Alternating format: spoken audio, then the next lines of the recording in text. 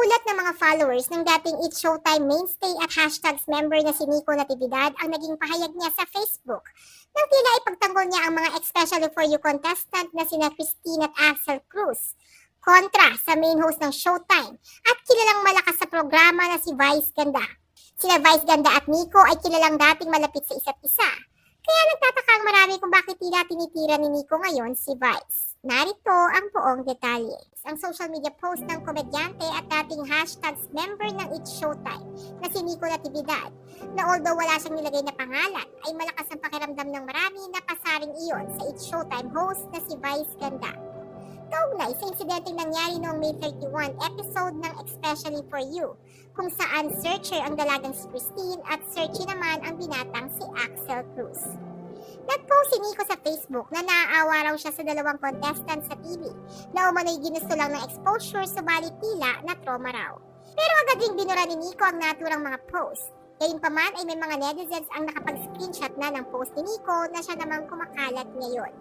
Nakasaad sa mga post ni Nico, ipagpalagay na natin na bebeso talaga yung lalaki. Hindi naman niya intensyon manyakin sa live yung babae. Ang mali lang niya ay hindi niya alam na need pala muna magpaalam bago bumeso. Kunwari lang na bebeso talaga siya ha. Naaawa lang ako sa lalaki na may nagawang mali pero hindi niya talaga intensyon. At syempre dun sa babae, na-offend man siya o hindi, siya lang ang makapagsasabi niyan. Kung na-offend man siya, alam ko na mapapatawad niya yung lalaki. Sobra lang kasi napahiya yung lalaki. Nasasabihan pa na tatadyakan at pwede kasuhan. Again, sa akin lang po ito ha. Alam ko kasi pakiramdam ng pinapahiya sa TV at napapower trip base sa experience ko.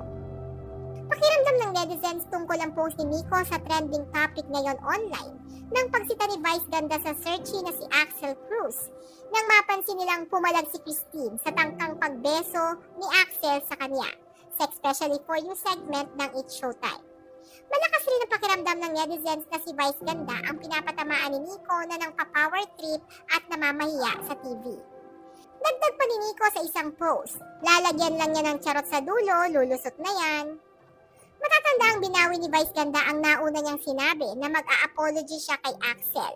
Matapos daw makausap ng It's Showtime staff si Christine na umami na totoo umanong nailang siya sa ginawa ni Axel.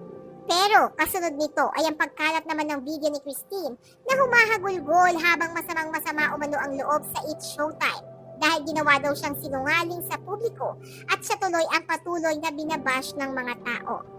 Ano pong masasabi nyo sa isyong ito? Ano ba ang dapat na ginawa ng mga host noong tagpong iyon? Share your comments below.